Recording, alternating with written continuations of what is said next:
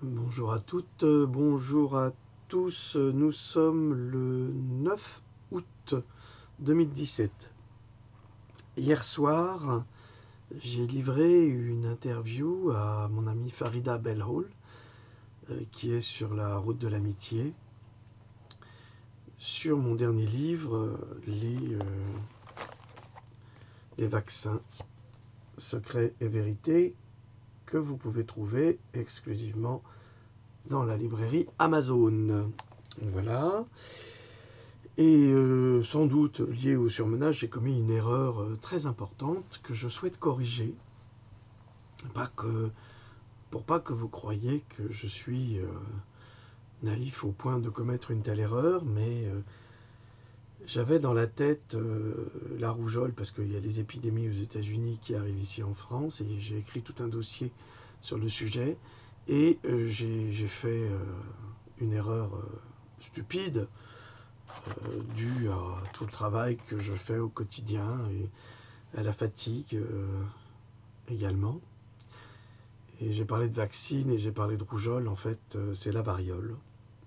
Et donc, je vais vous dresser, si vous voulez, aujourd'hui une brève histoire, mais vraiment toute petite, de la vaccination pour vous permettre d'envisager la compréhension du sujet, qui pourra compléter d'ailleurs la vidéo de Farida. Je pense que c'est plus simple comme ça.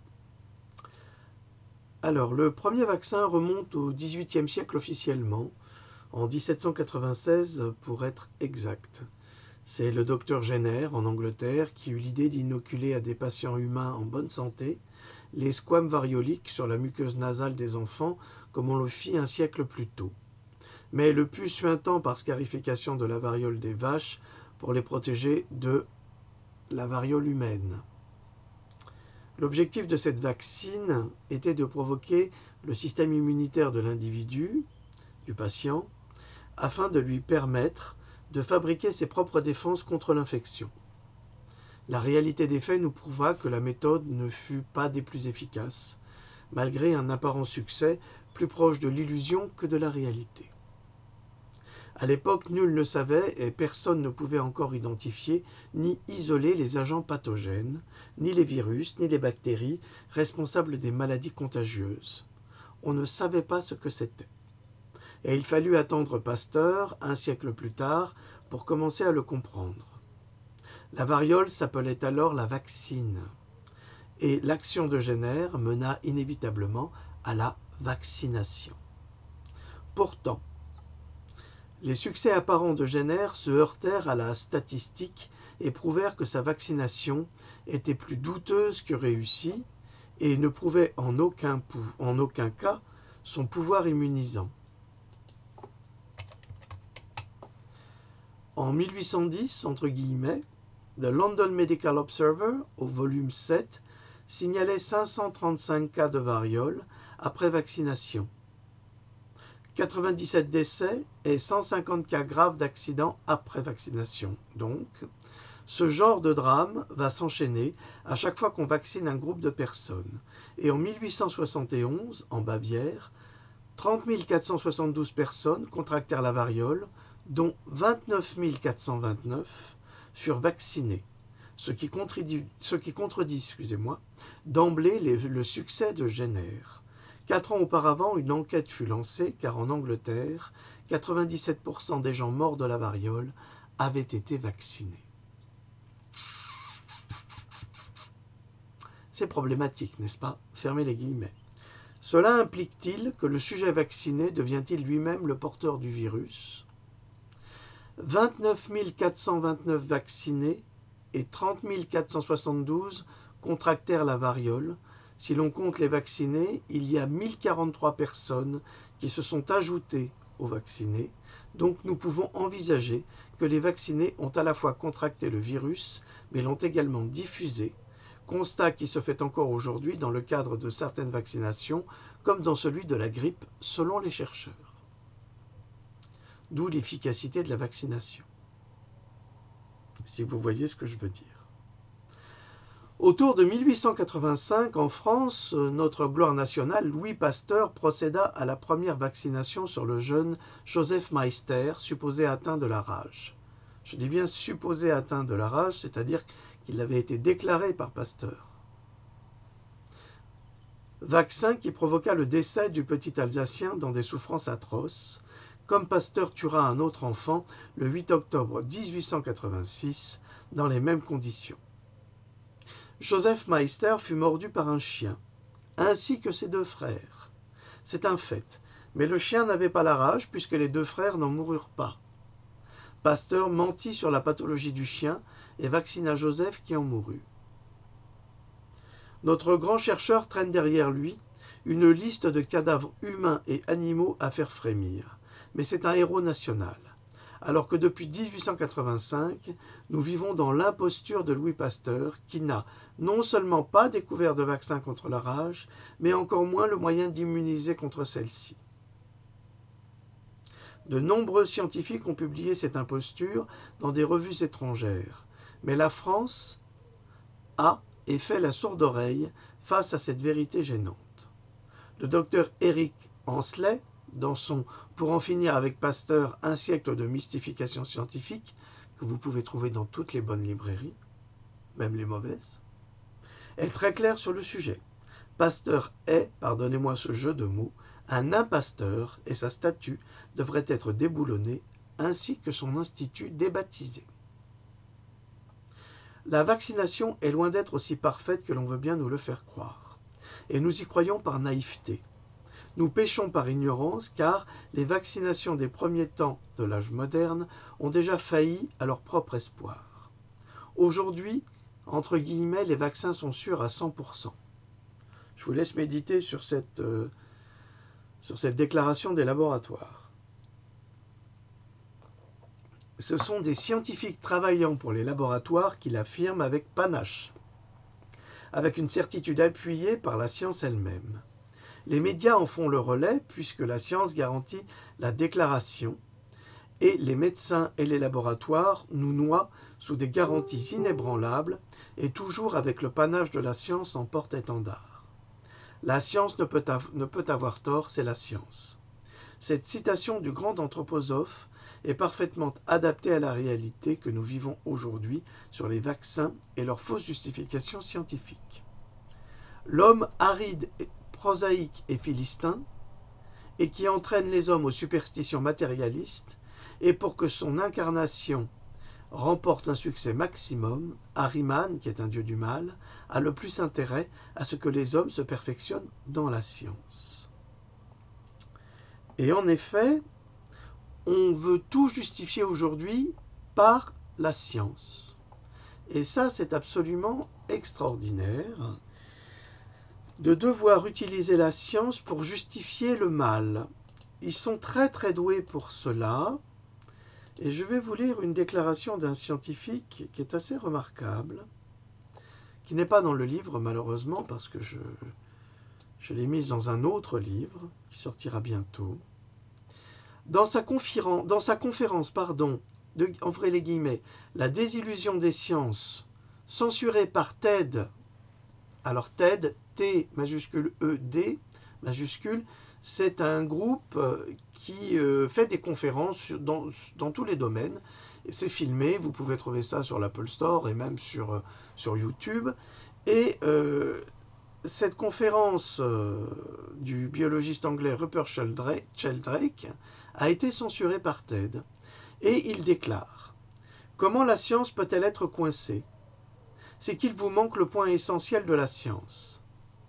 La science n'est pas une chose, c'est une méthode. » Retenez cette phrase. La science n'est pas une chose, c'est une méthode. C'est un aboutissement, c'est une étude. Mais une étude peut être injustifiée par une autre. Elle peut être invalidée par une autre. C'est ça le problème. Puisque je suis convaincu que la science est une méthode, j'admets que la plupart des théories scientifiques que nous sommes venus à croire et que la science a produites, qu'elles ont été scientifiquement prouvées pour être incorrectes. Et pourtant, nous nous acharnons à croire en la vérité de la science. Donc Sheldrake nous dit que de toute façon, toutes les vérités scientifiques d'aujourd'hui ne sont pas forcément exactes. Elles sont validées par des gens qui disent qu'elles sont valides, mais elles sont invalidées inévitablement 1 an ou 2 ans plus tard. La raison, c'est que nous n'utilisons plus la méthode scientifique comme elle est destinée à être utilisée. Je m'explique. Le développement du procédé scientifique nous oblige à revenir en arrière et à redévelopper une hypothèse après que la preuve ait démontré la théorie initiale de principe. Nous sommes donc bloqués dans notre conviction à cause des intérêts financiers en jeu, de la peur, de l'ego et de l'orgueil qui obstruent le développement honnête de la science. Et là, il met un point extrêmement important, et j'en ai déjà parlé précédemment. Ce n'est pas la science qui fait le progrès, ce sont les intérêts financiers. Ce sont les industriels qui déterminent le progrès à travers les avancées de la science. Donc ce sont ces mêmes industriels qui limitent l'avancée de la science parce qu'il faut rentabiliser la recherche. Et donc nous sommes en retard inévitablement puisque la science progresse d'elle-même. C'est comme un enfant qui apprend à marcher, il a du mal à se lever puis après il marche tout seul. C'est bien clair. La science c'est le même phénomène. La science elle marche, elle ne cesse d'aller de l'avant.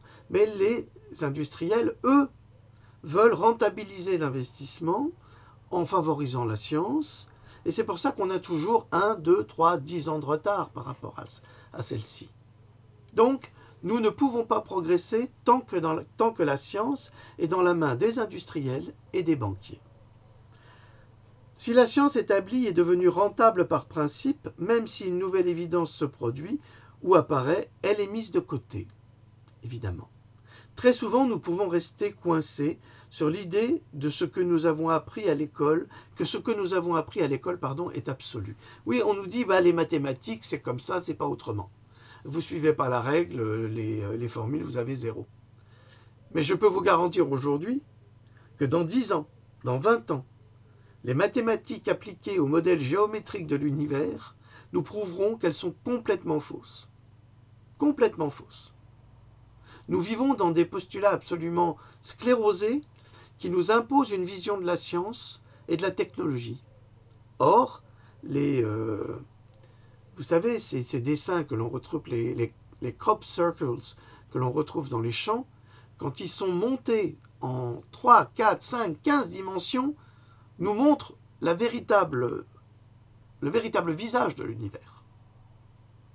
Mais nous sommes encore incapables de le comprendre. Très souvent, nous pouvons rester coincés sur l'idée que ce que nous avons appris à l'école est absolu. C'est un savoir prestigieux qui ne peut pas se tromper. Imaginez, nous avons payé des milliers de dollars pour faire des études et apprendre des fausses vérités. Ce savoir doit donc être vrai. Pourtant, plus je regarde les gens qui font des découvertes scientifiques dans le monde, plus je vois des gens instruits devenir livides dès que de nombreux résultats scientifiques apparaissent. Des résultats qui ne peuvent logiquement, par rapport aux connaissances acquises, tout simplement pas être vrais. Pour invalider les nouvelles découvertes qui ne peuvent pas être vraies, j'ai alors entendu la déclaration de pseudoscience pour infirmer toute nouvelle découverte contradictoire. Voilà. Alors ça, c'est très très important, parce que ça remet la science dans son élément, qui est celui de notre société, et que nous sommes inévitablement en retard, que nous sommes bloqués par les industriels, et c'est pour cela que nous ne pouvons pas avancer. Donc ça, c'est très important. Alors évidemment, aujourd'hui, nous avons des scientifiques qui vont justifier la vaccination. Vous savez, c'est comme les scientifiques de Monsanto, ou Monsanto tout simplement, qui a refusé les études du professeur Seralini, qui prouvaient la toxicité des OGM, d'une part, du maïs OGM, d'un maïs qu'il avait étudié, avec du Roundup. En conséquence, après quelques mois d'études, les rats qui étaient exclusivement nourris avec le maïs OGM, avec et sans Roundup, déclenchaient des tumeurs terribles, tumeurs cancéreuses. Donc évidemment, Monsanto n'a pas accepté cette étude et a décidé de la contester alors qu'elle est incontestable. Elles ont attaqué le professeur Seralini qui a gagné son procès au bout de 2 ans. Voilà. Ça, j'espère que notre amie Farida le prendra et le mettra dans notre émission d'hier, ça sera plus simple. Maintenant, je voudrais continuer par une déclaration de monsieur Éric Floril. Alors, on en pensera ce qu'on voudra, c'est pas la question. Il n'est pas question là de juger monsieur Floril pour cette déclaration, ni de juger le personnage, ça n'a aucune espèce d'importance. Moi, ce qui m'importe, c'est l'intelligence et la réflexion. Si j'avais dû me cristalliser sur l'idée que Céline était un sale antisémite et qu'il ne fallait pas le lire à cause de ça, je serais passé à côté d'un des plus grands écrivains du XXe siècle. Et à côté de ce livre que je vous recommande, c'est sa thèse, c'est très intéressant. Donc monsieur Floril soulève une idée qui est tout à fait intéressante, que j'avais soulevée également lorsque j'avais dit que pour l'instant c'est les vacances, il n'y aura pas d'attentat, mais à la rentrée il y en aura un, certainement, ou deux. Ça va revenir, vous allez voir, c'est comme la grippe saisonnière, ça revient tous les ans. C'est comme si dans le désert vous aviez des, des grippes qui revenaient tous les ans. C'est drôle, il n'y en a pas. Mais c'est pas grave, on veut nous faire prendre nos vessies pour des lanternes, donc prenons-les. Sauf que M. Floril, lui, il va plus loin dans son développement et je le trouve extrêmement intéressant. Déclencher un attentat par arme chimique qui justifiera l'obligation vaccinatoire. CIA et NSA sont des experts dans ce domaine et disposent de l'expérience pour savoir faire attribuer l'attentat à d'autres bien choisis. Ça, nous le savons, c'est les false flags. Je continue. Déclencher un attentat très meurtrier et destructeur qui réactivera l'état d'urgence, puisque nous savons désormais que ce qu'a fait le petit Bokassa au niveau de l'état d'urgence est parfaitement illégal, mais comme c'est un petit tyran, il s'amuse à faire ce qu'il veut, permettant une formule proche de la première tout en déviant l'attention générale. Déclencher une épidémie justifiant la vaccination forcée. De toute façon, de la rentrée à la fin de l'année, il fera chaud en France, comme la bête agonisante qui peut toujours avoir ses derniers sursauts, la France mourante ne se laissera peut-être pas achever si facilement. Voilà. Et ça, je trouve que c'est très intéressant, cette idée d'attentat. Alors je ne dis pas que c'est bien, hein, au contraire, c'est plutôt ce que l'oligarchie va faire. Un attentat avec des bombes chimiques, d'ailleurs ça a été annoncé par des membres de Daesh, hein, ils l'ont dit. Alors déjà on se demande comment ils sont en disposition d'agents pathologiques, qui sont en possession essentiellement des laboratoires, et donc de cette oligarchie. Et ensuite, comme nous luttons contre la vaccination, ils vont nous discréditer en balançant des virus. C'est ce qu'ont essayé de faire les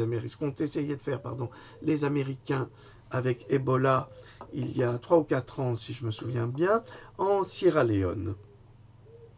Ah bah oui, ils ont déclenché une épidémie, tout en sachant qu'en Sierra Leone, il y avait un laboratoire militaire, donc de la Navy, qui était soutenu et aidé par la fondation Bill Gates et par le groupe Monsanto, car il faut savoir que Monsanto est très lié aux recherches toxiques et même nucléaires, puisqu'ils ont participé à l'opération Manhattan, qui a vu également la naissance de la bombe nucléaire en 1945, avec les travaux d'Oppenheimer et de Einstein, entre autres. Donc Monsanto est dans les pires saloperies qui ont exterminé l'humanité, et ça continue. Donc ce laboratoire américain, qui se trouvait en Sierra Leone, a développé justement le virus Ebola et l'a transformé en virus OGM. Nul doute qu'un virus OGM est très difficile à soigner parce que le système immunitaire a du mal à le reconnaître et à l'identifier. Bon, je vous ai assez démoralisé aujourd'hui, je suis désolé, mais c'est la réalité de ce monde. Alors à tous ces pseudo-courageux qui se prennent pour des guérisseurs et qui nous reprochent de les démoraliser par des faits réels, par des intentions néfastes qui vont éclater dans notre pays et qui vont toucher nos familles, nos enfants, nos amis qui sont dans les grandes villes, eh bien je les encourage à me rayer à jamais de leur liste de pseudo-amis. Ça m'est complètement égal, je ne suis pas là pour eux, je ne suis pas là pour vous démoraliser. Mon rôle, c'est simplement de vous éveiller, de vous faire prendre conscience de ces faits. Et si vous me demandez après, mais qu'est-ce qu'on peut faire? Mais faites comme les Polonais, faites comme les Italiens, révoltez-vous, sortez dans la rue, motivez vos hommes politiques, parce qu'en Italie, je vous signale malgré tout que les députés italiens, certains députés italiens ont été aidés justement le peuple italien contre les vaccinations imposées, que les Polonais sont sortis par des dizaines de milliers de personnes dans la rue pour refuser ces vaccinations. Là, ça montre bien que c'est un complot mondial. Hein. C'est vraiment ce que disait Claire Sévrac dans son complot mondial contre la santé. Donc nous y sommes vraiment. Nous ne sommes pas des complotistes, nous sommes juste des sonneurs d'alerte qui indiquons des réalités qui sont en train de se dérouler, qui vont se dérouler inévitablement. Et si les populations restent passives, eh bien tout ce que nous avons annoncé se déroulera sans aucun encombre et permettra à ces voyous de politiciens véreux, qui n'ont pas véritablement été élus par la population française, de valider ce plan de destruction de l'humanité. Voilà, allez, si vous avez des questions, n'hésitez pas, je suis à votre disposition. Si vous avez des insultes, vous les gardez, vous pouvez vous les carrer où je pense, hein, c'est pas la peine. Elles seront effacées, vous serez gommés. Les insultes sur YouTube, c'est pareil. Hein, ça disparaît dans une poubelle mentale, je ne les entends pas. Voilà, je vous dis bonne chance, profitez de vos vacances. Comme je vous ai dit la dernière fois, amusez-vous, faites l'amour, profitez-en, soyez heureux, mais soyez surtout conscients et battez-vous avec nous pour défendre les enfants. Parce que c'est l'essentiel, défendre les enfants, nos enfants, vos enfants, les enfants de vos voisins. Ça n'a aucune espèce d'importance, c'est l'avenir de notre société. N'en faisons pas des futurs pédophiles en les laissant les violer. Défendons-les, protégeons-les du mieux que nous pouvons. C'est notre objectif, c'est notre rôle. Voilà, je vous embrasse toutes et tous, je vous dis salut.